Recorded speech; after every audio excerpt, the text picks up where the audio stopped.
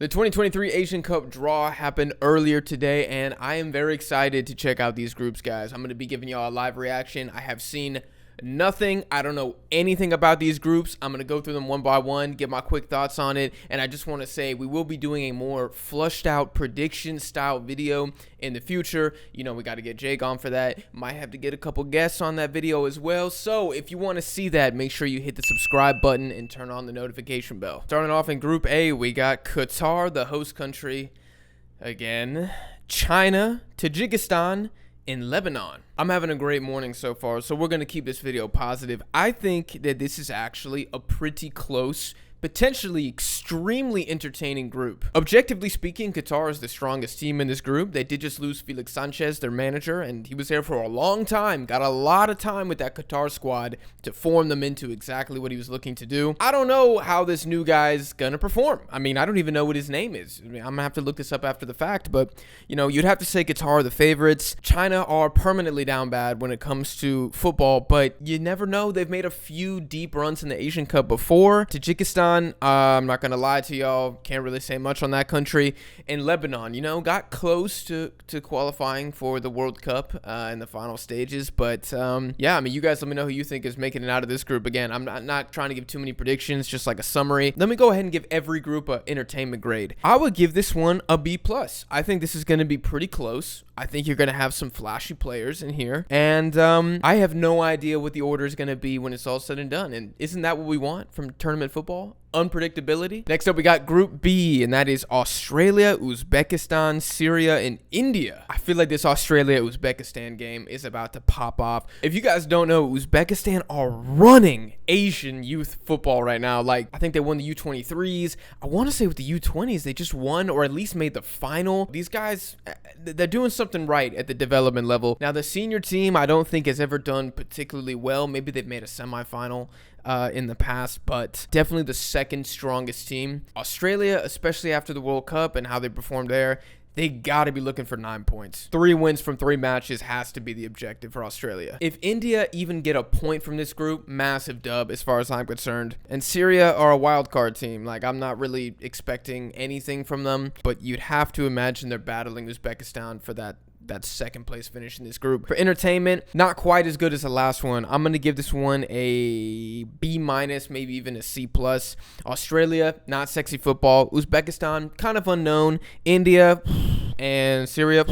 So, yeah, that's my thoughts on this one. Group C, we got Iran, UAE, Hong Kong, China, and Palestine. Okay, wow, we got some. This is truly the group of controversy. I mean, wow, there's a lot of politics going on here, isn't there, folks? I mean, damn, you could not have grouped together more of the, quote, problem countries, if you want to call them that.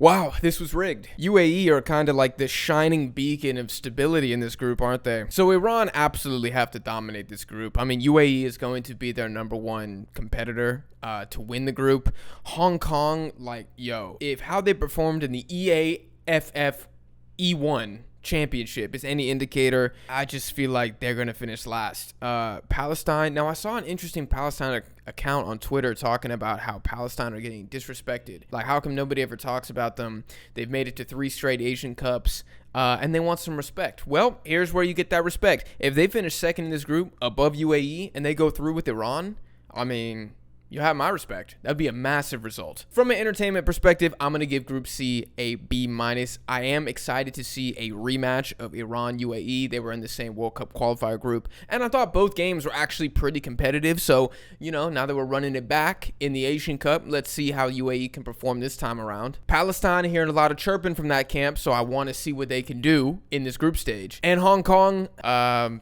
mean, Cantonese food is elite. So, for that fact alone, I'm going to be rooting for them. In terms of soccer product, I'm not sure. Godspeed to Hong Kong. That's all I have to say about that. All right, Group D. Oh, no. We got Japan, Indonesia, Iraq, and Vietnam. Bro, Jake is down bad right now. I know he shed a tear when he saw this group because now Japan and Vietnam, man. His two sons are going against each other in the group stage. It's got to be conflicting for him. You guys have no idea who Jake is. He's one of my co-hosts on the DeadBall TV podcast. We do a weekly show. You should check it out. It's on all streaming platforms, and it is on its dedicated playlist on the YouTube channel. So go check that out. It's a great time. What's going on, guys? We're going to take a VAR break here for a second to talk about the sponsor of today's video, PAKTLI Foods. Now, if y'all don't know, PAKTLI is a snack that is inspired by traditional Mexican alegrías. The main ingredients are puffed amaranth, quinoa, millet, chocolate, nuts, berries.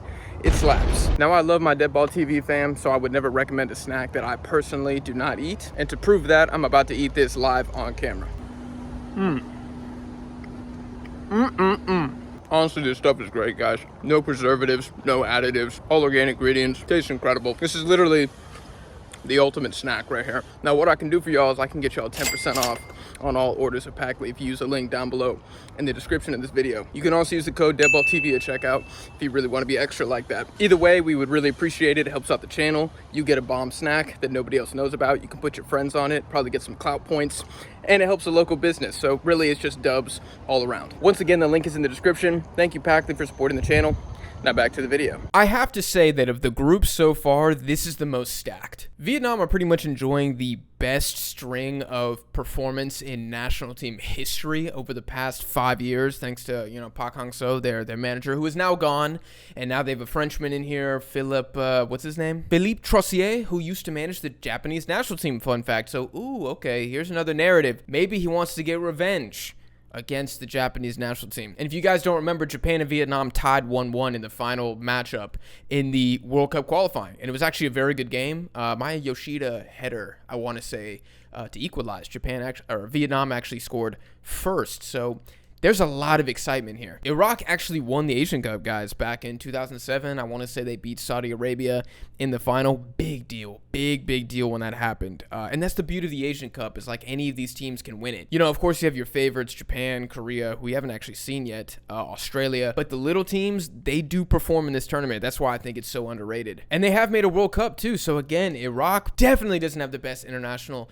reputation. I wonder if the U.S. has anything to do with that. But from a footballing standpoint, guys, these are not absolute scrubs. These are not goat herders, as much as we like to joke about that on the channel from time to time. They're actually a pretty good storied team. So, and then Indonesia, who are probably pissed off. They lost the U20 World Cup. They're going to come out guns blazing. They're going to finish last in the group, most likely. But still, it'll be nice to see. And then you got Japan, who I think are the favorites for the Asian Cup. Y'all know I love me some Japanese football. I mean, this team is so ridiculously stacked, guys. You could take Indonesia, Iraq, Vietnam, make a best 11 of those teams, and have them play Japan, and they would still be the underdogs. That is how stacked this Japanese team is. Now, can Hajime Moriyasu do what he needs to do in order to get the most out of this Samurai Blue team? That's a ongoing debate amongst Japanese fans. Let's just say that. In terms of entertainment, this is an A+. This is actually an amazing group for the Asian Cup. I'm extremely excited. All these games should be good. All of them. Even Indonesia, Japan, that should be a good game. Vietnam, Iraq, if y'all don't think that's going to be tense, you don't watch Asian ball. That's going to be a great game. Next up, Group E, we got Korea, Republic, Malaysia, Jordan, and Bahrain. Now, this is substantially less exciting from a neutral standpoint as Group D. Honestly, if I'm Korean, I don't think I could have asked for an easier group than what I'm looking at right now. And I mean that with all due respect to whoever plays on the Malaysian national team. I mean, Jordan's got to be the second best team in this group, maybe Bahrain, but honestly, I don't really think there's a massive gulf, no pun intended, between the rest of these teams. For entertainment, I'm going to go B- just because I really do think Korea will stomp. They are so much better than the next best team here that the battle for first is not going to be much of a battle, in my opinion. However, I can't give it like a C or C- because who finishes second? I have no idea. And lastly, Group F, we have Saudi Arabia,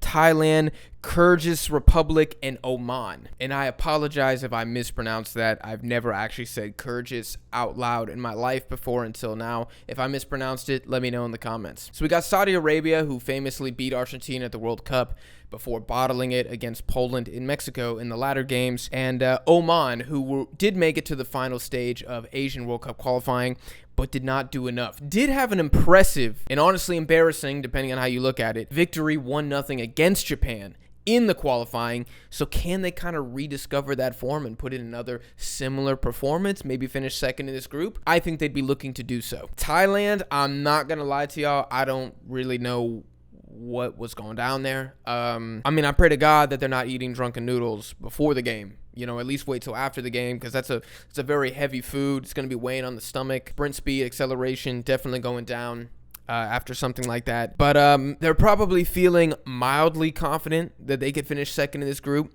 And then Kyrgyz Republic, man, if there was a team in world football that I could not give 1 ounce of insight into, it's probably the Kyrgyz Republic, who I may have just mispronounced now for the 4th time in the last minute and a half. For entertainment in this group, I'm going to give this a C-. I actually think this is the most trash group in the Asian Cup. Not trash in terms of quality, although the quality is not very good, but I'm not really sure where the excitement's coming from here. I mean, maybe we can manifest something with Oman and Saudi Arabia because they were in the same World Cup group. But yeah, I just don't really see a lot of excitement here. I mean, I'm a massive Asian football fan, and I look at Group F with disgust. No, I'm just kidding. Not disgust, but I do look at it with oh, cool. And those are the groups. So you guys let me know in the comments if you think there's a group of death for the 2023 Asian Cup. And if y'all want to drop some early predictions in the comments, go ahead. And I just want to finish by saying I am so excited for this tournament. You guys have no idea. Like, I am pumped, man. I think in terms of the quality of groups overall, we could not have asked for much better given these results. It's going to be really exciting to see which third place teams go through. If you guys don't know, the 4 best third place teams also advance. So, you know, even if you're in a tough group, you still don't want to lose by a lot of goals. You want to get points whenever possible, get that goal differential as good as possible to advance to the round of 16. And just like every single Asian Cup throughout history, we are going to have a massive upset in this tournament. I have no idea when it's going to be. I'd love to see how the knockout bracket is going to pan out, but again, we'll save that for the future prediction video. Man, dude, I'm just pumped. I'm pumped. I hope you guys enjoyed this reaction. Leave a like if you did, and make sure to check out all of our other videos on the channel. Check out our social links as well down below in the description. Go give me a follow, go give Connor, Jake a follow, and of course all the official DeadBall TV accounts. I appreciate you guys for watching. I will see y'all again in that predictions video dropping soon.